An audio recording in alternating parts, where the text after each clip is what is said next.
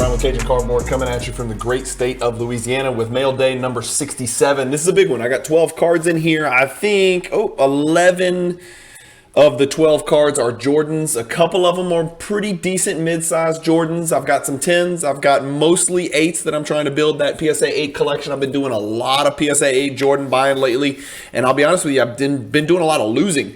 I've been trying to win a lot of auctions on the PWCC Weekly, the Golden Weekly, and even on eBay, and I'm getting my butt whipped. And I think it's an indication that the Jordan card market, even in PSA 8, is starting to tick up a little bit, little incremental bits, because I'm bidding at or slightly above recent comps, and I'm losing more than I'm winning. That is a fact, and I've got a huge sample size because I'm winning a lot, but I'm losing significantly more than I'm winning. So I think some prices on PSA 8s and some PSA 10s even that we'll look at are starting to tick up a little bit. So a good sign for Jordan investors out there, not such a good sign for Jordan collectors. I'm a little bit of both, so I'm okay with it. Let's get cranking. I've got, as always, my PWCC vault. I've created a link with mail day number 67. Here's the 12 cards we're going to look at today. Let's get cranking one at a time because I have some other links that I've created just to give you guys an idea of why I'm buying the cards that I'm buying. So we're not going to talk too much about prices on any of these. This was not like some home run or some huge card, but this is an interesting little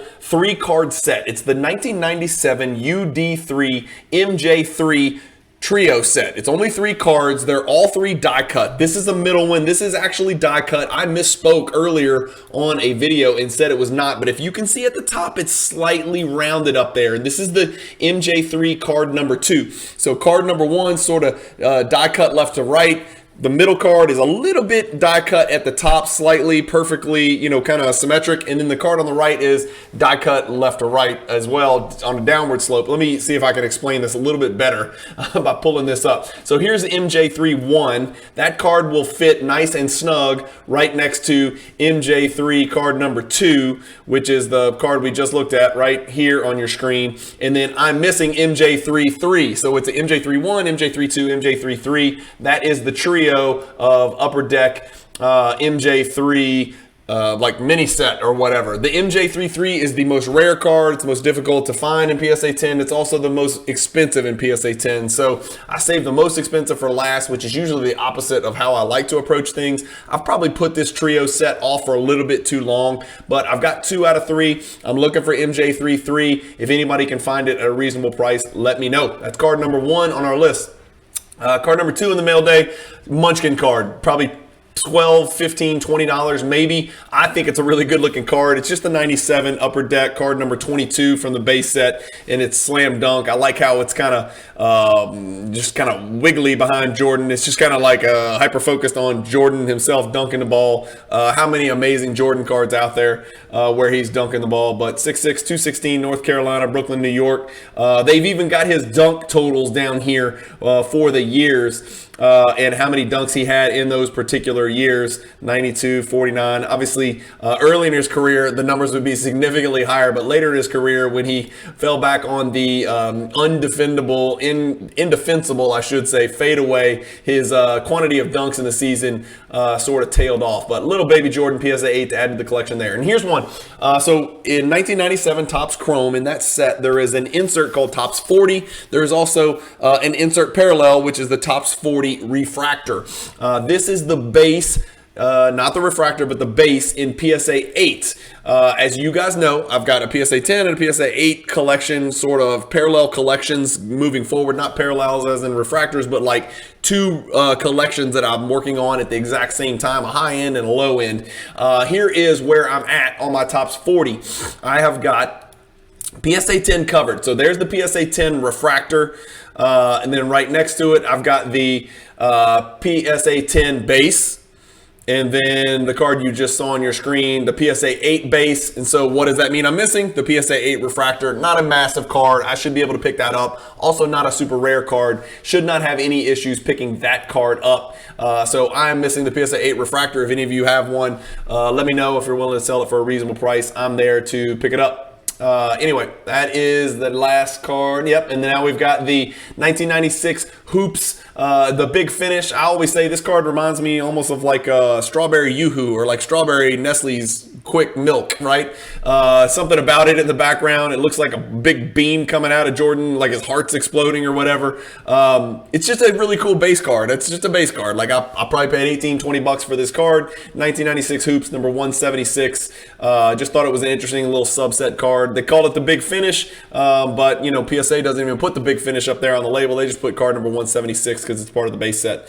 And now here's the one where we got to talk a little bit. So we've got the Bill Russell, and again, you guys know me. I don't collect Bill Russell. I'm a wilt over Bill guy. I don't collect vintage. I don't collect Bill Russell.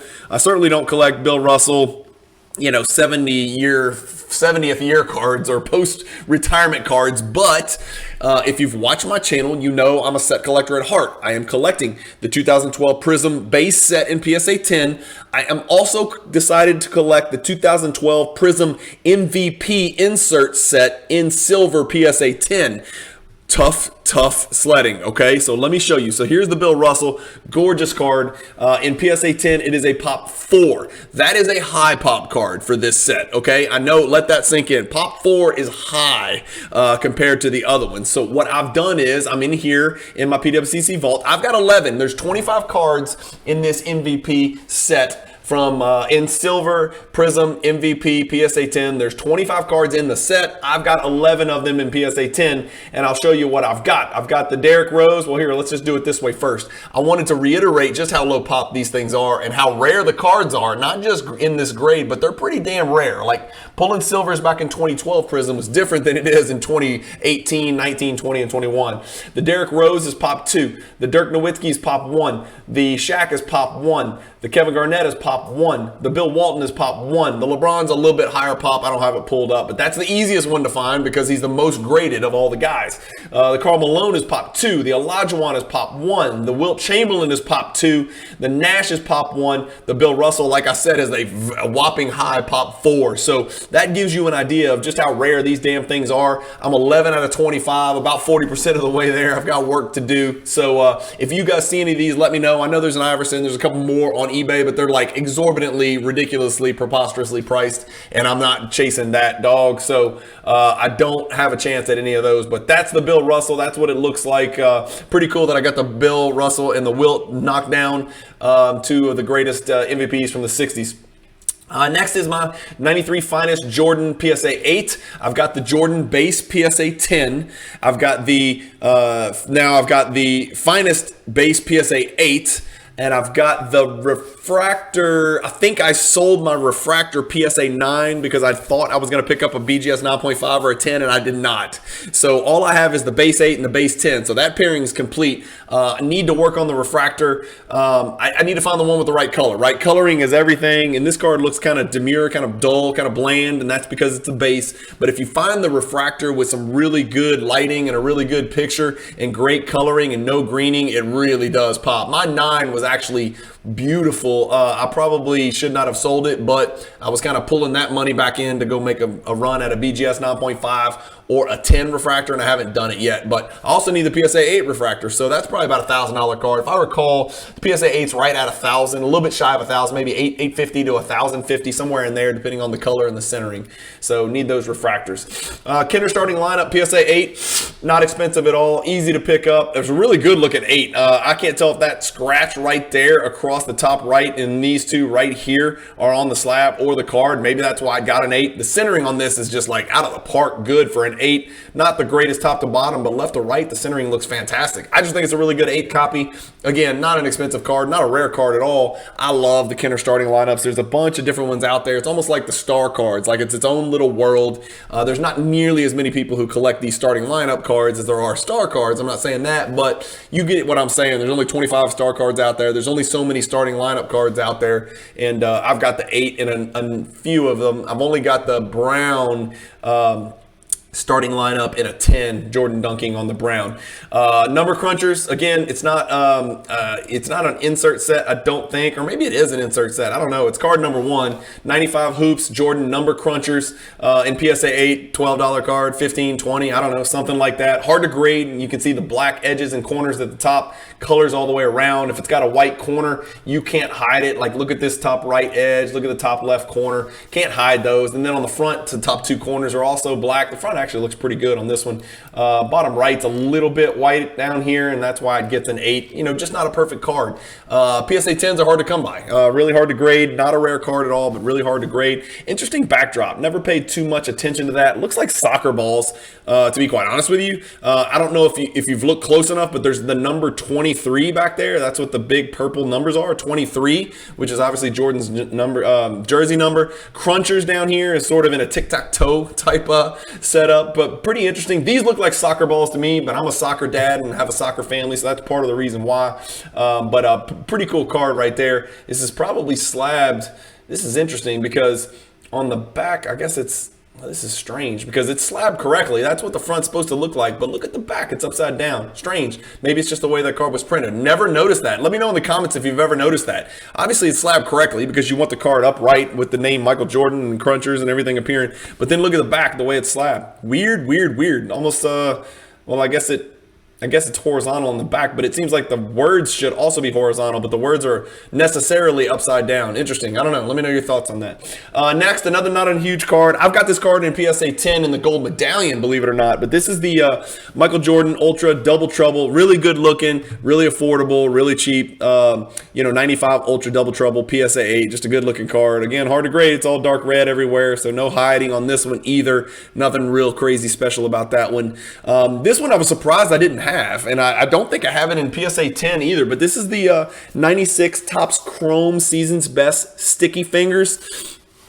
And card number 18, just a good looking card. You know, Sticky Fingers was all the guys in the NBA who were like up towards or near the league leaders in steals, and Jordan was obviously always in the middle of that. I never really noticed the hexagonal sort of, not really hexagonal, but like polygonal figures in the background. I love the font on Sticky Fingers. It's kind of almost like digital dripping, I guess. Did I coin something? Did I create something there?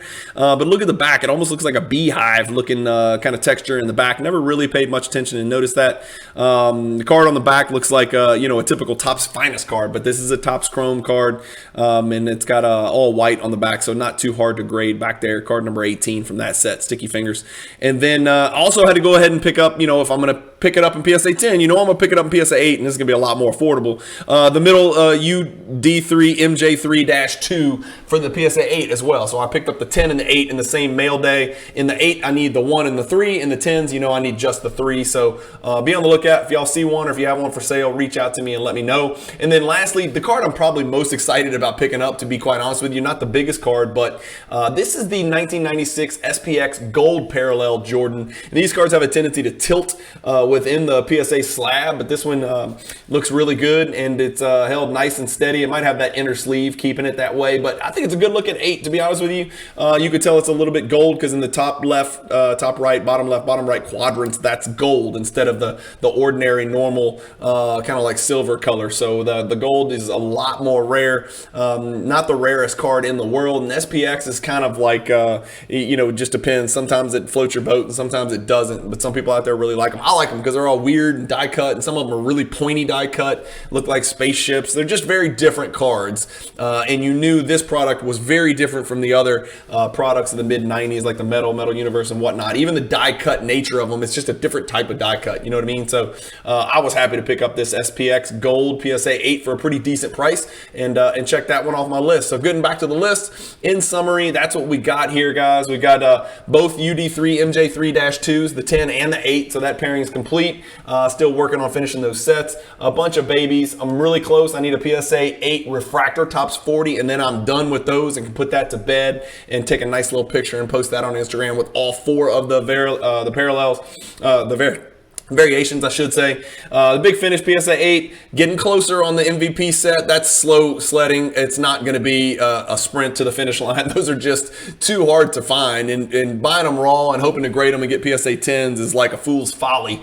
So not going to be an easy move there. But that Russell is a nice addition at I thought a pretty really good price. Honestly, I actually had to buy that from Japan. So it took me like 60 days for the damn thing to arrive. But I'm happy to have it. 93 Finest PSA 8 base. I've got the 10 and the 8 base, so I'm covered there on my pairing. 88 Kenner starting lineup 8, and the number crunchers, the goal, the double trouble, sticky fingers, all 8s. There's the other MJ, and then the gold SPX from 1996 die cut gold PSA 8. So that's it. Mail day number 67. Hopefully you guys enjoy these mail days. I don't like to waste too much time on them. 15 minutes, I'm in and out, and you guys get to see some really cool Jordan cards, some affordable Jordan cards. Maybe it gives you some ideas of cards to go after. I am having a blast collecting Jordan PSA 8s. It's mail days upon mail days. Y'all are going to get a lot of these types of videos in the year 2023. I am not done buying high-end Jordan cards, I assure you. I am actually chasing one of the highest of the high ends, and so I am still pursuing those endeavors. It's just nice when you know, those high-end PSA 10s and BGS 9.5s of the monsters and the grails are just so expensive. It just, you know, again, this is kind of my exit strategy. If the day comes where I do sell my high-end Jordan collection, I'm going to have this monstrous PSA Jordan collection right behind it where I can still look at the cards, albeit in lower grades, and it won't hurt so bad when I do decide to liquidate that, you know, and buy that island that I keep telling you guys about. So, as always, thank you guys for watching. Hope you enjoy these mail day videos. Keep collecting, stay positive in the hobby, and peace.